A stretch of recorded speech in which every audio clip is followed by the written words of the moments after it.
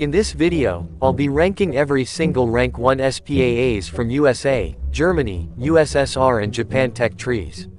The ranking will be based on firepower, anti-tank capability and survivability and then finally be ranked on the tier list. Let's get started.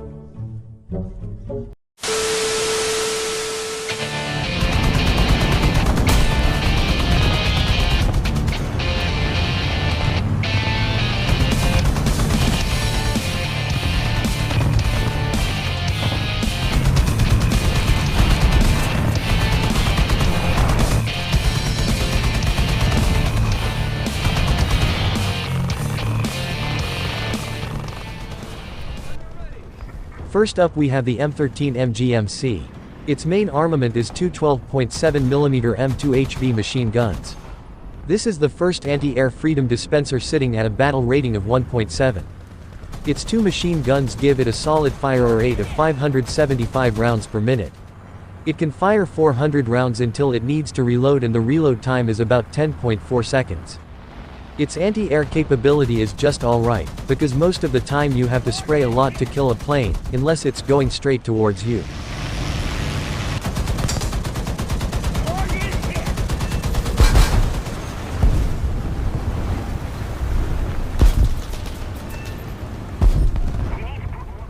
Its anti-tank capability is okay and just okay. It is most effective against very lightly armored targets which the battle rating is full of, however it still has only two machine guns, and you better just stick to killing air targets rather than ground ones. Its survivability isn't the best either. Having only 3 crew members and practically no armor, it can get taken out by machine guns, although many other anti-air vehicles do get taken out as easy or even easier. For these reasons, it will go to the B tier.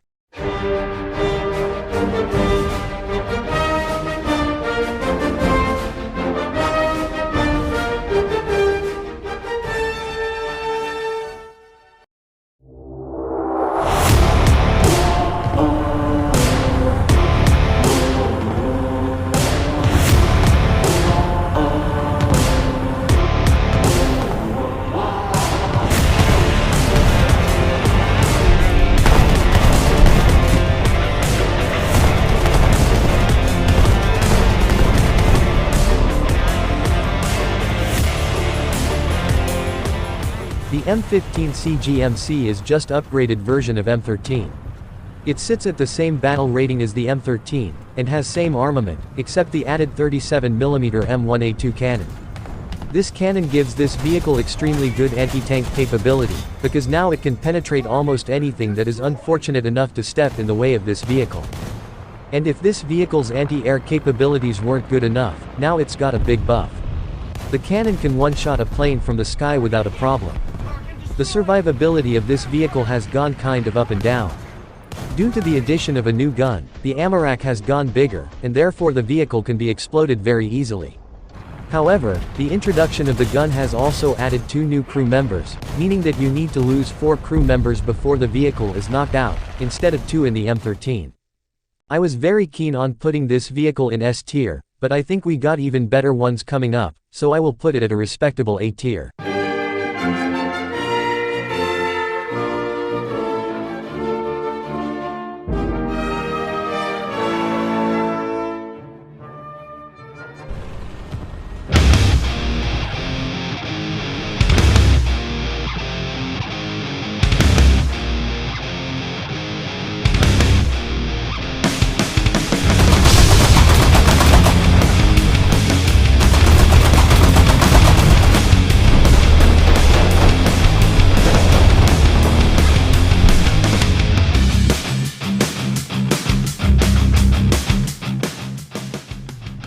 Before we get started, I'm going to say that Germany has single-handedly the best anti-air vehicles of Rank 1. That is at least my opinion and maybe it will change, who knows. Anyways, the Flack Panzer 1 is the first German anti-air vehicle. It consists of only 2 crew members, so you can already tell that this thing is not the best when it comes to staying alive. However, the 20mm Flak 38 cannon can compensate for that. I'm pretty sure that it can penetrate everything at its battle rating of 1.3. Its fire rate isn't the best or worst, being 480 rounds per minute, but the true game changer comes with the ammo. The PZGR-40 shells have 48mm of penetration, which is very good for such a low of a battle rating. So, whether the target is on the ground or in the air, this thing can handle it pretty well. But then again, the survivability is very bad. The gunner is exposed to the fire from all sides except from the front, and even there he is protected by only 5mm worth of armor. Regardless, I'm going to put it in S tier. I know it might be controversial, and if you disagree, please leave a comment. Flack Panzer 38 on the other hand is just better Flack Panzer 1. The main differences are that the Flack Panzer 38 gets more ammo, has slightly better armor and is faster than the Flack Panzer 1, and it also sits at 1.7. I again think that they both deserve S tier.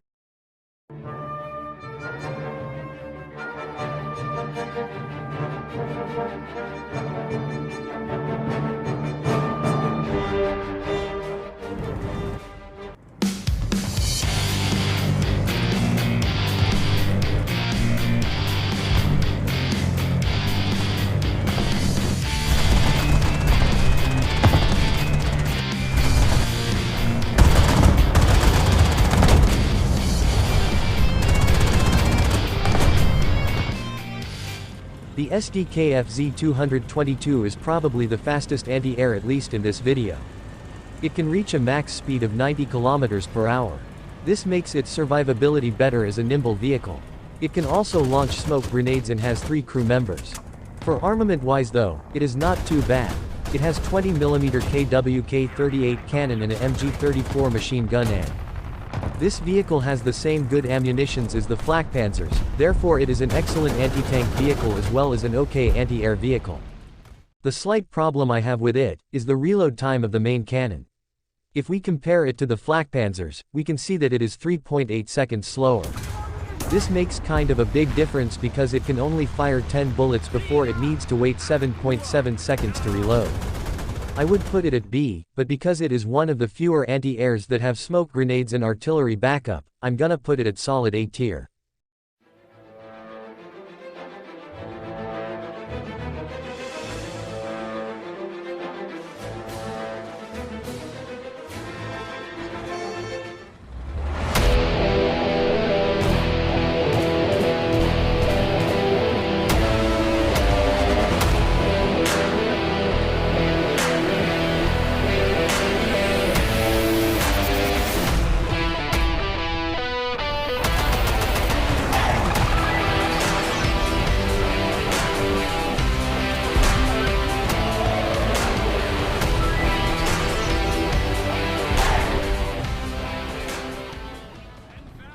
Next up we have possibly the hardest hitting vehicle in rank 1. Although the DKfz-62 has a fire rate of 160 rounds per minute, it has the biggest anti-air gun yet, the 37mm Flak 36 cannon. This vehicle, which is only at the BR of 1.7, is an excellent anti-tank vehicle, not so much of an anti-air because of the low fire rate. You can however get lucky shots with it or lure the plane coming straight towards you. The survivability of this vehicle, not so good. 3 out of 4 crew members are located in the turret ready to be machine gunned to death. On top of this, it's not very fast vehicle and this vehicle's profile in the battlefield is pretty big. I was not really sure whether it would deserve to go to an A or B tier, but because it has an artillery call modification, I'll just put it in A.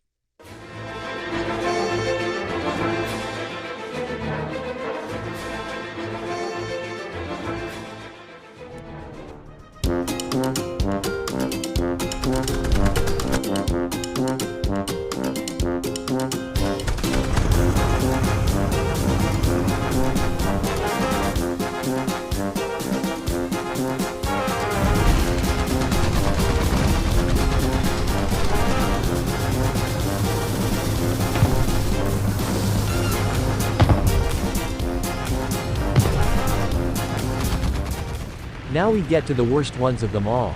The Gaz AA is 1.0 battle rating Russian anti-air, which consists of Ivan the driver, Sergei the commander, Boris the gunner, and 4 7.62 Maxims machine guns. Everything about this vehicle just sucks. It literally has non-existent armor and very bad guns. You would be lucky to even get a plane kill with this one. Anti-tank capabilities are not going to be even considered, because it does no damage. I guess only good thing about this vehicle is the fire rate of 600 rounds per minute and the massive magazines for these guns. Enough of that, I think we all know that it belongs to F tier. The Gaz AA with the DSHK machine gun is a little bit better variant of the two. Unlike the previous vehicle, this one can actually penetrate some tanks, but with the cost of the magazine size. It also can only fire 50 bullets before it has to wait 10.4 seconds to reload. And the negatives don't end there. The machine gun can only turn 110 degrees in both sides, unlike in the previous vehicle. The armory has not gone up, so the only thing protecting this vehicle is the trust for the motherland. Since it is almost the same as the other Gaz AA, I'm going to put it at F tier.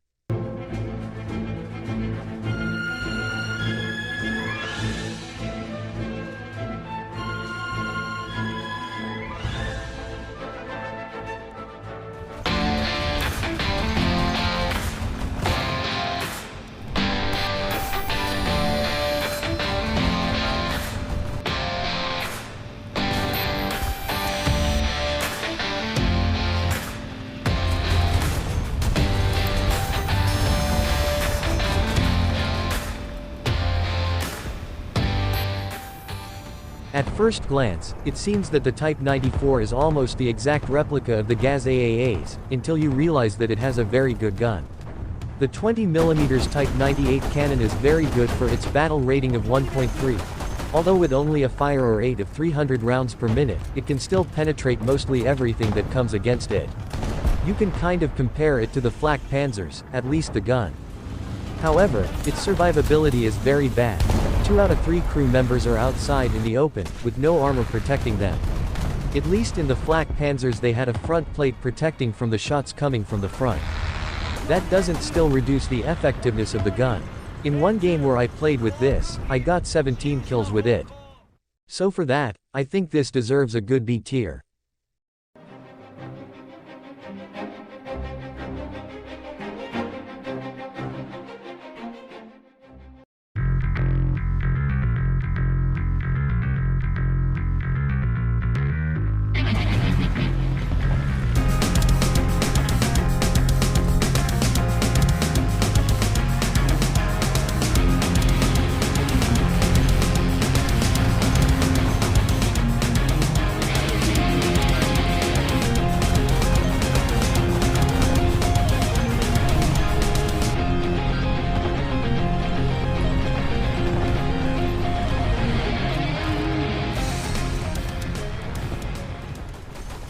For the last vehicle in this video, I saved the best one.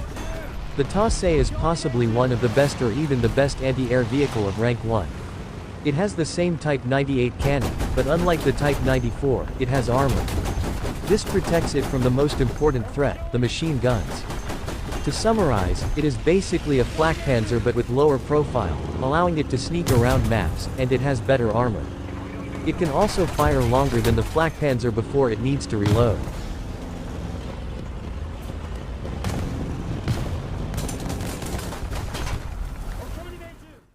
Therefore, I will gladly put it in the S tier alongside the Flack Panzers.